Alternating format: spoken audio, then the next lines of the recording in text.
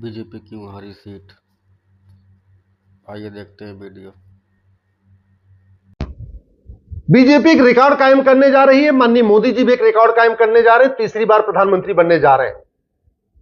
लेकिन इस बार जो बीजेपी की सीट कम हुई है और कांग्रेस की सीट बढ़ी है, उसका मूल कारण है घटिया कानून, सड़ी हुई न्यायिक व्यवस्था, फर्जीवाड़ा। माननीय प्रधानमंत्री जी का एक फर्जी वीडियो वायरल किया गया जिसमें वो संविधान को खत्म करने और मनुस्मृति लागू करने की बात कर रहे हैं। अमित शाह जी का एक फर्जी वीडियो वायरल किया गया जिसमें आरक्षण को खत्म करने की बात कर रहे हैं। अरुण गोविल जी का एक वीडियो वायरल हुआ जिसमें वो दलित के घर खाना खाने से मना कर रहे हैं। बीजेपी नेताओं का एक वीडियो वायरल हुआ जिसमें वो एससी एसटी को पीट रहे हैं। किरोड़ी लाल मीणा जी का राजस्थान में एक वीडियो वायरल हुआ जिसमें वो आरक्षण खत्म करने की वकालत कर रहे हैं। आचार्य प्रमोद कृष्णम जी का एक पुराना वीडियो वायरल हुआ जिसमें वो आरक्षण का विरोध कर रहे हैं। यूपी में एससी एसटी का जो प्रमोशन में आरक्षण उसको खत्म कर दिया गया है। एक ये फर्जी खबर पूरी वायरल हुई, अखबार की वो जो कटिंग थी वो फर्जी थी। पीएम मोदी का एक आरक्षण विरोधी बयान, वो भी फर्जी बयान था, वो खूब वायरल हुआ।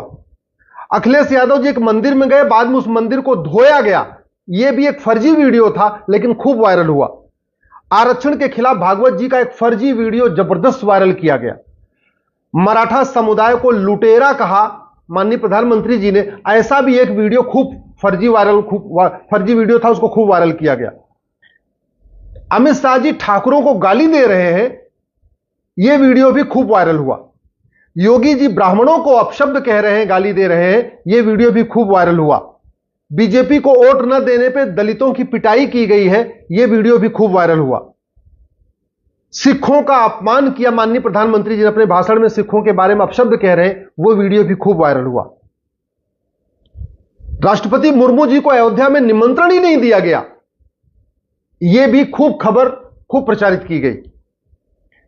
पीएम मोदी जी की जो गारंटी थी, उस गारंटी को अमित शाह जी कह रहे हैं ये तो जुमला है, यह वीडियो भी खूब वायरल हुआ। बीजेपी को आरएसएस की जरूरत नहीं है, ऐसा वीडियो वायरल हुआ जिसमें नड्डा जी कह रहे हैं बीजेपी को आरएसएस की जरूरत नहीं है, यह वीडियो भी फर्जी था लेकिन खूब वायरल हुआ। कर्नाटक के लोग पापी हैं, यह माननीय प्रधानमंत्री जी कह रहे हैं, ऐसा एक वीडियो खूब फर्जी, खूब जबरदस्त वायरल किया गया। काशी विश्वनाथ में पूजा करते समय योगी जी का चेहरा ब्लर कर दिया गया और यह आदेश पीएमओ के द्वारा किया गया था, यह वीडियो भी खूब वायरल हुआ। मनोज तिवारी जी ने कन्हैया से हार मान लिया है, यह वीडियो भी खूब वायरल हुआ। आमिर खान और रणबीर सिंह ये प्रधानमंत्री के बारे में अपशब्द कह रहे हैं, वो वीडियो भी खूब वायरल हुआ। सलमान खान और शाहरुख खान प्रधानमंत्री जी के बारे में अपशब्द कह रहे हैं और लोगों को मोबिलाइज होने के लिए अपील कर रहे हैं, वो वीडियो भी खूब वायरल हुआ। अल्लू अर्जुन और रवीना टंडन कांग्रेस का प्रचार कर रहे हैं, ये वीडियो भी खूब वायरल हुआ। और सबसे बड़ी बात तो 1 लाख की गारंटी वाला वीडियो जो प्रधानमंत्री राहुल गांधी का था, खटाखट 1 लाख, खटाखट 1 लाख, वो वीडियो खूब वायरल हुआ। इसलिए मैं कह रहा हूं, ये जो भाजपा की सीटें कम हुई हैं और कांग्रेस की सीट बढ़ी है, इसका मूल कारण है घटिया कानून, सड़ी हुई न्यायिक व्यवस्था, सड़ी हुई चुनाव व्यवस्था। ये जो रिप्रेजेंटेशन ऑफ पीपल एक्ट है जिसके द्वारा पूरे देश में चुनाव होता है, ये 1951 में नेहरू जी ने बनाया था, वो कानून सड़ चुका है, उसको बदलने की जरूरत है।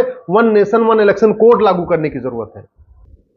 भारत के ऊपर 225 लाख करोड़ का कर्जा है, हर भारतीय 1.5 लाख के कर्जे में डूबा हुआ है। इसके बाद भी राहुल गांधी कह रहे हैं 1-1 लाख रुपए दूंगा, खटाखट खटाखट खटाखट, और उनके ऊपर कोई कार्रवाई नहीं हुई। क्यों? क्योंकि हमारा 1991 का कानून, 1951 का कानून जो नेहरू जी ने बनाया था, 1951 रिप्रेजेंटेशन ऑफ पीपल एक्ट, वो महाघटिया है, वो कोई रोक ही नहीं लगाता है। एक फर्जी वीडियो वायरल किया गया जिसमें बीजेपी के नेता कह रहे हैं जब तक 200-300 लोग बंगाल में मरेंगे नहीं, तब तक बीजेपी की सरकार नहीं बन पाएगी। वो वीडियो भी फर्जी था लेकिन वायरल किया गया, उससे लोगों में ये बात समझ में आई कि अच्छा, ये जो मर्डर, जो हत्या हो रही है, उस पर कोई कार्रवाई इसलिए नहीं हो रही। महाराष्ट्र में मराठों के खिलाफ बीजेपी नेताओं के झूठे बयानों का वीडियो खूब वायरल हुआ। उत्तर प्रदेश में दलित बनाम सवर्ण करने के खूब झूठे वीडियो वायरल हुए। ब्राह्मणों को गाली देने का वीडियो वायरल हुआ, क्षत्रियों को गाली देने का वीडियो वायरल हुआ। और ये सब इसलिए चलता रहा क्योंकि हमारा कानून घटिया है, साइबर फ्रॉड के खिलाफ हमारे पास कठोर कानून नहीं है, फर्जी खबर फैलाना हमारे यहां गंभीर अपराध नहीं है, फर्जी वीडियो बनाना हमारे यहां गंभीर अपराध नहीं है, फर्जी बोलना, झूठे वादे करना हमारे यहां गंभीर अपराध नहीं है। आप कुछ भी, फ्रीडम ऑफ एक्सप्रेशन के नाम पे आप कुछ भी कर सकते हैं।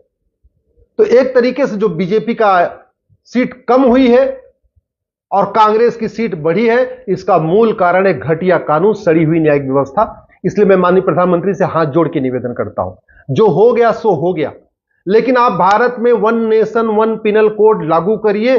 जो अपराध पैसे के लिए किया जाता है उसमें 100% प्रॉपर्टी जब्त करने, नागरिकता खत्म करने और आजीवन कारावास, फांसी देने का प्रावधान करिए। ये जो फर्जी वीडियो बने हैं ना, सब पैसे के लिए बने हैं।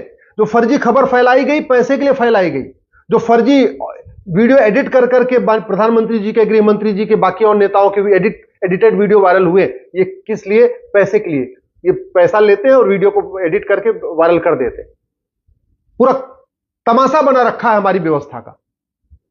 अगर भारत में जस्टिस विद इन ईयर होता ना, एक एक साल के अंदर मुकदमे का फैसला हो गया होता, तो गांधी परिवार जेल के अंदर होता। राहुल गांधी इसलिए बाहर घूम रहे हैं, उनके खिलाफ इतने मुकदमे, फिर भी बाहर घूम रहे हैं, उनके मुकदमे का फैसला नहीं हो रहा है। अगर गांधी परिवार जेल में होता, कांग्रेस खत्म हो गई होती, कांग्रेस खत्म हो गई होती तो 99 सीट कांग्रेस को नहीं मिलती। संपत्ति को आधार से लिंक किया होता तो हमारे जितने सफेद पोस्ट बाहर घूम रहे हैं ना, जो कोई समाजवाद की बात करता है, कोई गांधीवाद की बात करता है, कोई गंगा जमनी तहजीब की बात करता है, कोई सबके कालाधन बेनामी संपत्ति पकड़ में आ गई होती। और एक साल के अंदर मुकदमे का फैसला करने और संपत्ति 100% जब्त करने, नागरिकता खत्म करने का कानून होता, आधे नेता छोड़ के भाग गए होते, विदेश भाग गए होते। भ्रष्टाचार खत्म हो जाए, डीएमके खत्म हो जाएगी, भ्रष्टाचार खत्म हो जाए, कांग्रेस खत्म हो जाएगी, भ्रष्टाचार खत्म हो जाए, ये महबूबा की पार्टी खत्म हो जाएगी, भ्रष्टाचार खत्म हो जाएगी, अब्दुल्ला की पार्टी खत्म हो जाएगी, भ्रष्टाचार के खिलाफ कठोर कानून बन जाए, आम आदमी पार्टी खत्म हो जाएगी, भ्रष्टाचार के खिलाफ कठोर कानून बन जाए, 100% प्रॉपर्टी जब्त करने, नागरिकता खत्म करने, आजीवन कारावास, फांसी देने के लिए मैं कह रहा हूं झारखंड मुक्ति मोर्चा खत्म हो जाएगी, डीएमके खत्म हो जाएगी। केरल में ये जो एलडीएफ यूडीएफ बना हुआ है, भ्रष्टाचार खत्म, कालाधन बेनामी संपत्ति खत्म, तो यूडीएफ एलडीएफ खत्म। देश भर में जितनी क्षेत्रीय पार्टियां हैं, ये जो चल रही हैं, दौड़ रही हैं, चुनाव लड़ रही हैं, केवल काले धन से लड़ रही हैं, फंडिंग से लड़ रही हैं, हवाला की फंडिंग हो रही है, भारत के अंदर भी फंडिंग हो रही है, विदेशों से फंडिंग हो रही है। इसलिए माननीय प्रधानमंत्री से मैं हाथ जोड़ के निवेदन कर रहा हूं, अब आप जितने विकास होने थे 10 साल में हो चुके हैं, अब आप पुलिस रिफॉर्म करिए, जुडिशियल रिफॉर्म करिए, इलेक्शन रिफॉर्म करिए, टैक्स रिफॉर्म करिए। अब आप वो काम करिए जो जनता चाहती है। जिन लोगों का मुकदमा, 5 करोड़ लोगों का जो मुकदमा चल रहा है, इनको तारीख पे तारीख मिल रही है, वो बहुत हताश है, निराश है। जिससे ज्यादा आशा होती है उससे ज्यादा निराशा भी होती है, जिससे ज्यादा प्रेम होता है उससे ज्यादा नफरत होती है। सबको यह आशा थी कि मोदी जी प्रधानमंत्री बन रहे तो जुडिशियल रिफॉर्म होगा, फटाफट मुकदमों का फैसला होगा, एक एक साल के अंदर मुकदमों का फैसला होगा, लेकिन हुआ नहीं। 5 करोड़ मुकदमे चल रहे हैं district court, high court, supreme court में, और 5 करोड़ अलग से चल रहे हैं, जो तहसीलदार के यहां चल रहे हैं, एसडीएम के यहां चल रहे हैं, एडीएम के यहां चल रहे हैं, चकबंदी अधिकारी के यहां चल रहे हैं, एसओसी के यहां चल रहे हैं, डीडीसी के यहां चल रहे हैं, चकबंदी कमिश्नर के यहां चल रहे हैं। तो 10 करोड़ परिवार तो ऐसे मुकदमे के कारण टेंशन में थे। उनको आशा थी कि नहीं, यूपी में योगी जी आएंगे तो फटाफट मुकदमों का फैसला होगा, केंद्र में मोदी जी आएंगे तो फटाफट मुकदमों का फैसला होगा। वो नहीं हुआ। जो लोग चाहते थे कि गुलामी के नाम खत्म हो, बाबर, हुमायूं, तुगलक, गजनी, गोरी के नाम पे, उन नामों को नहीं बदला गया, एक नेमिंग कमीशन नहीं बना, नामकरण आयोग नहीं बना, उससे वो दुखी है। जो लोग चाहते थे गुलामी का निशान जो है वो उसको रिस्टोर किया जाए, काशी, मथुरा, भद्रकाली, भोजशाला, कानून बना के रिस्टोर किया जाए, वो भी निराश है। जो लोग चाहते थे गुलामी की कुरीतियां, गुलामी की कुप्रथाएं खत्म हो, वो नहीं हुई, तो वो भी निराश है। जो चाहते थे गुलामी की शिक्षा व्यवस्था बदले, ये मदरसा सिस्टम और ये क्या बोलते हैं, मिशनरी सिस्टम खत्म हो, भारत का वैदिक शिक्षा व्यवस्था लागू हो, गुरुकुल शिक्षा व्यवस्था लागू हो, उस पर कोई प्रयास नहीं हुआ, तो वो भी निराश है।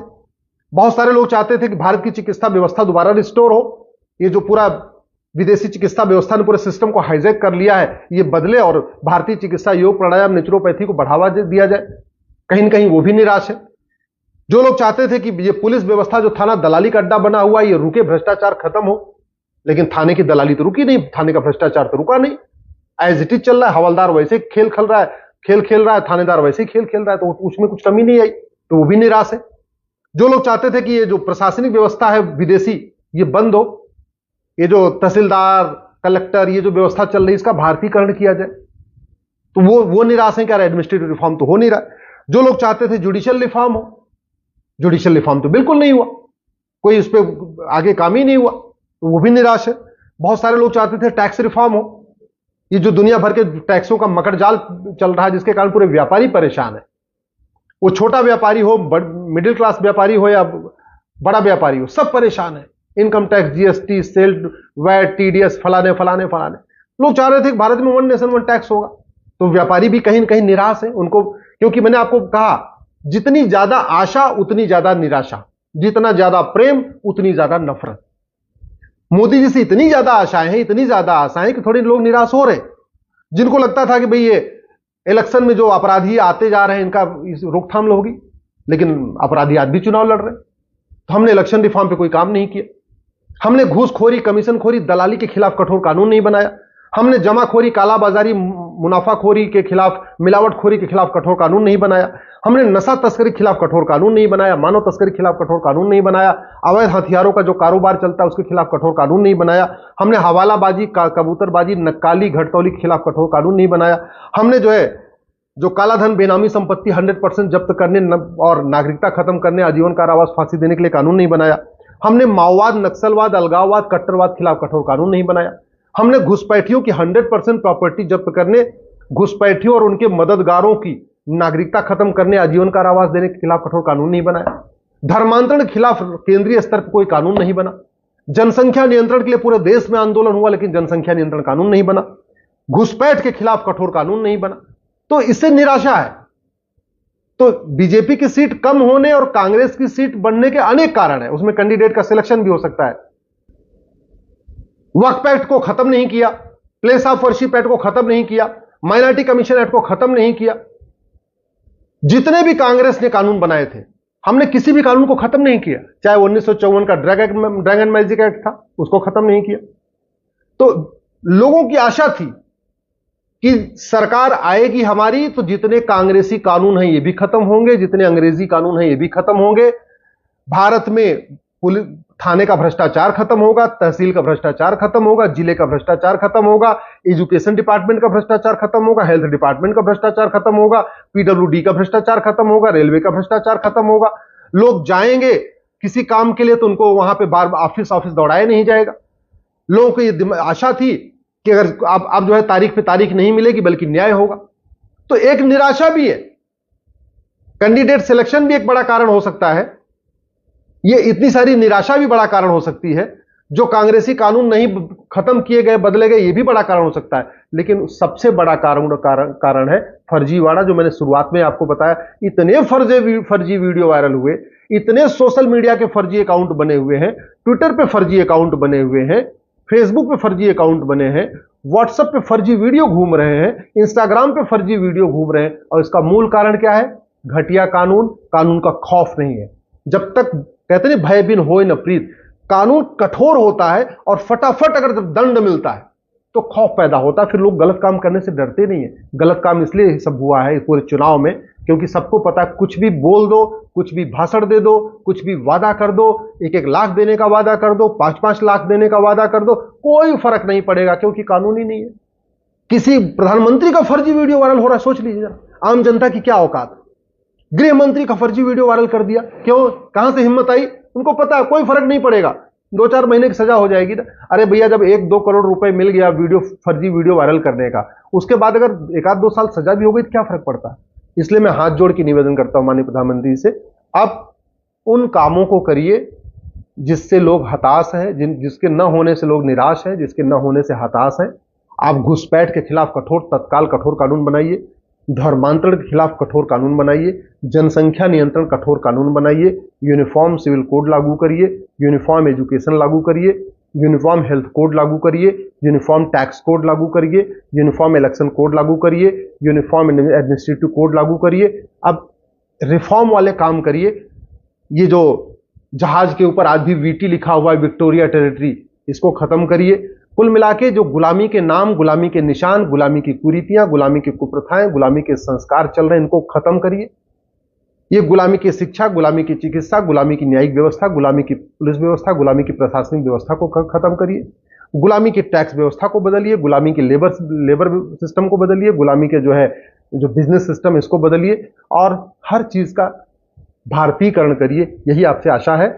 और मुझे पूरा विश्वास है आपकी बार 400 पार भले नहीं हुआ, लेकिन अगली बार 2029 में 400 पार होगा, 100% होगा। केवल ये जो 20 सूत्री कार्यक्रम मैंने कहा है, पहले कई बार कह चुका हूं, उसको लागू कर दीजिए। और एक और आग्रह है, अब ये संसद का सत्र साल में 4 बार बुलाइए, 3 बार में हो नहीं पाएगा।